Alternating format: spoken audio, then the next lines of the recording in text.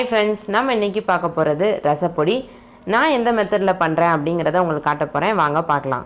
நம்ம எல்லாத்தையுமே தனித்தனியாக வறுத்து எடுத்து வச்சுக்கலாம். நம்ம இப்போ மல்லி 1/2 கப் எடுத்துக்கலாம். நம்ம எண்ணெயே ஊற்றாமல் தான் வறுத்துட்ருக்கோம்.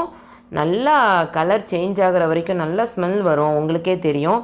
அது வரைக்கும் நம்ம நல்லா வறுத்துக்கணும். கருகி மட்டும் போயிடக்கூடாது. இதை நம்ம தனியாக எடுத்து வச்சுக்கலாம். இப்போ நம்ம அடுத்து வறுக்க போகிறது கடலைப்பருப்பு. 1/4 கப்பில் பாதி அளவு எடுத்திருக்கேன். இல்லைன்னா 2 டீஸ்பூன் எடுத்துக்கோங்க. லோ ஃப்ளேம்லேயே வச்சு தான் நான் வறுத்துட்ருக்கேன், இல்லைன்னா கருகி போயிடும். இப்போ நம்ம கடலைப்பருப்பு 1/4 கப் எடுத்தோம் இல்லையா, அதே அளவு தான் மிளகு தனியாக, சீரகம் தனியாக 1/4 கப்பில் பாதி அளவு எடுத்து ரெண்டையும் ஒன்றா சேர்த்தே வறுத்துக்கலாம்.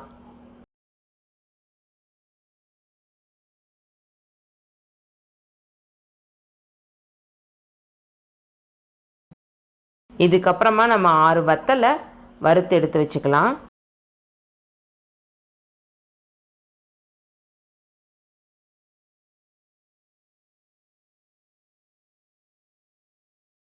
கொஞ்சோண்டு கருவேப்பிலை எடுத்து நல்லா காஞ்சு போகிற அளவுக்கு, ஈரப்பதமே இல்லாத அளவுக்கு நல்லா வறுத்து எடுத்து வச்சுக்கலாம்.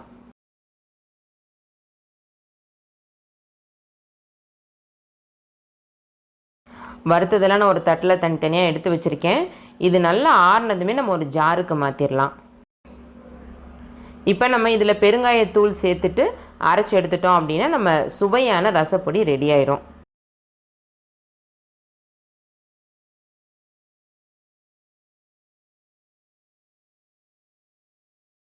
அவ்வளோதாங்க, நம்ம சுவையான ரசப்பொடி ரெடி ஆகிடுச்சு. இந்த வீடியோ உங்களுக்கு பிடிச்சிருந்தது அப்படின்னா உங்கள் ஃப்ரெண்ட்ஸ் கூட ஷேர் பண்ணுங்கள், லைக் பண்ணுங்கள்.